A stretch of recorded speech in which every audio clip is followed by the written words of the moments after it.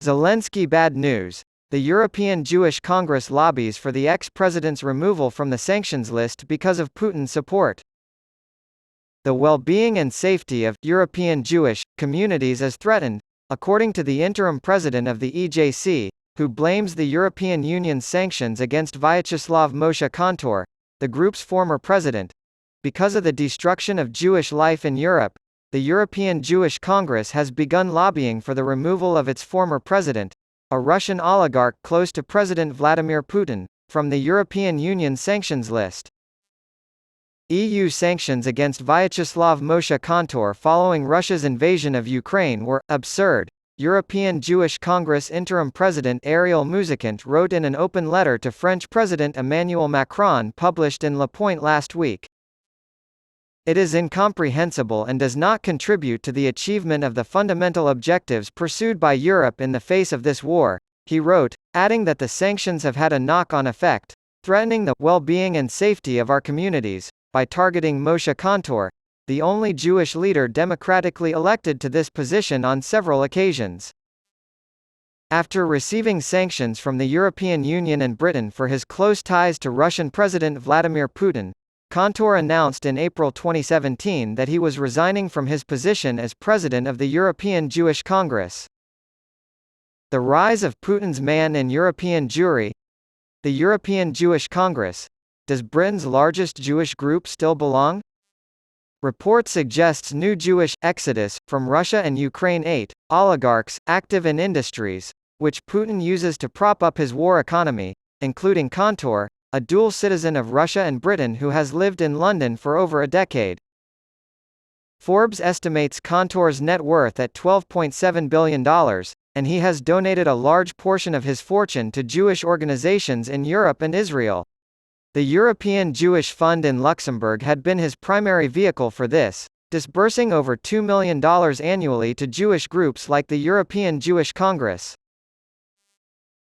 Under Kantor's leadership, the EJC has spearheaded crisis readiness efforts in Western European Jewish communities and advocated for legislation to combat anti-Semitic hate crimes. The art gallery is open. His resignation was made to protect the Congress from sanctions because of his prominent role within it, but he continued to be in charge of the fund for over a year afterward, only giving up power after a Haaretz investigation, as evidence that nothing is more false than the claim that Kantor is part of the group of oligarchs that surrounds Putin and is helping him in his war against Ukraine. Muzikant proclaimed that Kantor had placed the preservation of the memory of the Shoah at the center of the international agenda and developed targeted tools for national governments and pan-European organizations to fight anti-Semitism. Despite Muzikant's assertions, Kantor has shown close ties to Putin during his time as head of the European Jewish Congress. For example, Kantor supported Putin's suggestion that Jews from Western Europe move to Russia to escape anti-Semitism when Putin made this suggestion during a meeting with the European Jewish Congress's Executive Committee in 2015. Muzikant cited Kantor's successful advocacy work, including his role in bringing Putin to Jerusalem in 2020 as part of his World Holocaust Forum. Video presentations shown at the event, however, prompted a public apology from Yad Vashem after they appeared to distort history by portraying the Soviet Union as nearly the sole victor over Nazi Germany. Putin also used the event to spread false information about the Holocaust, claiming that 40% of the Jews killed in the Holocaust were Soviet citizens. The art gallery is open.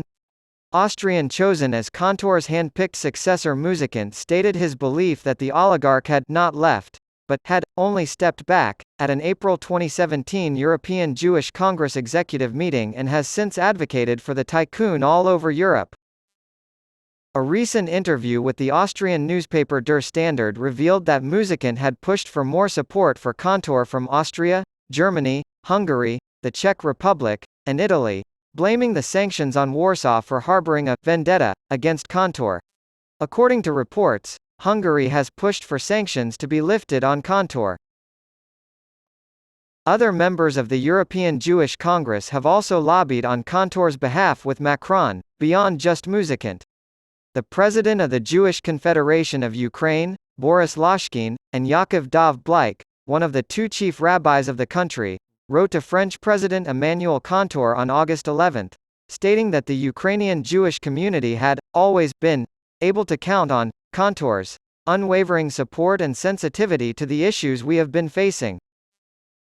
The European Jewish Congress has been experiencing internal strife and financial shortfalls ever since Cantor's resignation. The Board of Deputies, Britain's largest Jewish organization, severed ties with the organization in June due to its mishandling of complaints of misconduct against Blake. There were rumors earlier this year that the Congress had been forced to make drastic cuts in spending, including on communal security, in order to avoid bankruptcy.